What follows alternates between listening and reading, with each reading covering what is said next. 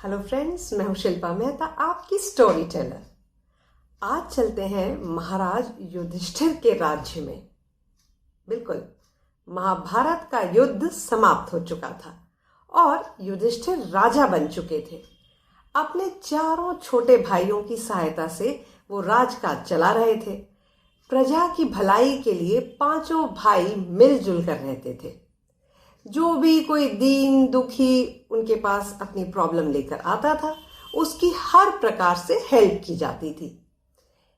एक दिन की बात है, युधिष्ठिर राजभवन में बैठे हुए थे, एक मंत्री से बातचीत कर रहे थे। तभी एक ब्राह्मण वहां आया। कुछ दुष्टों ने उस ब्राह्मण को परेशान करके उसकी गाय उससे छीन ली थी। अब वो ब्राह्मण महाराज युधिष्ठिर के पास ये फरियाद लेकर आया था। मंत्री जी के साथ बातचीत में बिजी होने के कारण महाराज युधिष्ठिर ने उस ब्राह्मण की बात नहीं सुनी और उन्होंने ब्राह्मण को बाहर इंतजार करने के लिए कहा। ब्राह्मण कमरे के बाहर रुककर महाराज युधिष्ठिर का इंतजार करने लगा। उस मंत्री से जब उनकी बातचीत खत्म हुई तो महाराज ने ब्राह्मण को अंदर बुलाना चाहा, लेकिन तभी वहां कोई और आ गया। महाराज जो है वो फिर बातचीत में बिजी हो गए। इस तरह से एक के बाद एक कई मीटिंग्स होती रहीं और एंड में जब सारी मीटिंग्स को निपटा कर महाराज अपने रूम से बाहर आए तो उन्होंने देखा कि वो ब्राह्मण तो वहां इंतजार कर रहा था। अब इतना थके होने के कारण युधिष्ठिर ने उस ब्राह्मण से कहा कि आज तो मैं बहुत थक गया हूं, आप कल सुबह आइएगा, आपकी जो भी पॉसिबल हेल्प होगी वो की जाएगी। इतना कहकर महाराज अपने रूम में चले गए। ब्राह्मण को युधिष्ठिर के व्यवहार से बहुत निराशा हुई। वो दुखी मन से अपने घर की ओर लौटने लगा। अभी वो मुड़ा ही था कि उसकी मुलाकात युधिष्ठिर के छोटे भाई भीम से हो गई। भीम ने ब्राह्मण से उसकी परेशानी का कारण पूछा। ब्राह्मण ने भीम को सारी बात बता दी और उसने साथ में ये भी बता दिया कि महाराज ने उसे अगले दिन आने के लिए कहा है। ब्राह्मण की बात सुनकर भीम बहुत दुखी हुआ। उसे महाराज युधिष्ठिर के व्यवहार से भी बहुत निराशा हुई। उसने मन ही मन को सोचा और फिर जो वहां गार्ड खड़ा था उसको जाकर कहा, जाओ सैनिकों से कहो कि जीत के अवसर पर बजाए जाने वाले नगाड़े बजाएं।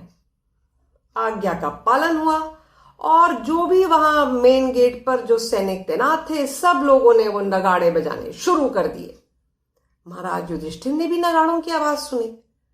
उन्हें बड़ी हैरानी हुई कि नगाड़े क्यों बजाए जा रहे हैं और ये जानने के लिए वो अपने रूम से बाहर आए। बाहर निकलते ही उन्होंने देखा कि वहां तो भीम खड़ा है।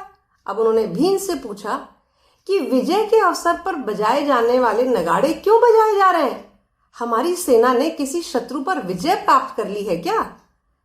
तो भीम ने उत्तर दिया कि महाराज, हमारी सेनाओं ने तो किसी शत्रु पर विजय प्राप्त नहीं की। अरे, तो फिर ये नगाड़े क्यों बजाए जा रहे हैं? महाराज एकदम हैरान हो गए, क्योंकि महाराज पता चला है कि महाराज युधिष्ठिर ने टाइम पर विजय प्राप्त कर ली है। अब भीम की बात सुनकर महाराज को बड़ी हैरानी हुई और उन्होंने पूछा, मैंने टाइम पर विजय प्राप्त कर ली, आखिर तुम क्या कहना चाहते हो? भीम ने कहा, महाराज, अभी कुछ देर पहले आपने एक ब्राह्मण से कहा था कि आज का समय बहुत सारे इंपॉर्टेंट कामों के लिए निकल गया है और जो धार्मिक काम है उनके लिए कल का टाइम फिक्स है, तो वो आपसे आकर कल मिले। तो इससे साफ पता चलता है ना कि आज आपकी डेथ तो हो नहीं सकती। आज टाइम यानी वक्त आपका कुछ नहीं बिगाड़ सकता। तो इसीलिए ये सुनने के बाद मैंने सोचा कि जरूर आपने टाइम पर विजय प्राप्त कर ली होगी, नहीं तो आप उस ब्राह्मण को कल मिलने के लिए क्यों कहते? बस ये सोचकर मैंने विजय के अवसर पर बजाए जाने वाले नगाड़े बजाने की आज्ञा दे दी। भीम की बात सुनकर युधिष्ठिर को अपनी भूल का एहसास हुआ। तभी उन्होंने देखा कि वो ब्राह्मण तो वहां खड़ा हुआ है। उन्होंने उसकी बात सुनी और उसकी हेल्प का पूरा अरेंजमेंट करवा दिया। तो फ्रेंड्स, हमारी भी आदत है ना कि हम लोग कई कामों को टालते रहते हैं कि बाद में कर लेंगे। लेकिन जनरली ये देखा जाता है कि सिचुएशन तो चेंज होती रहती है, तो जो आज जरूरी है वो जरूरी नहीं कि कल भी हो। इसीलिए कोई भी काम को टाले नहीं और उसे इमीडिएटली कर दें। जैसे कि अगर आप अपनी कोई कहानी मुझसे सुनना चाहते हैं तो मुझे फटाफट से ईमेल करें shilpastoryrack@gmail.com पर, और मैं हाजिर होंगी आपकी पसंद की एक कहानी लेकर। मिलते हैं अगले हफ्ते।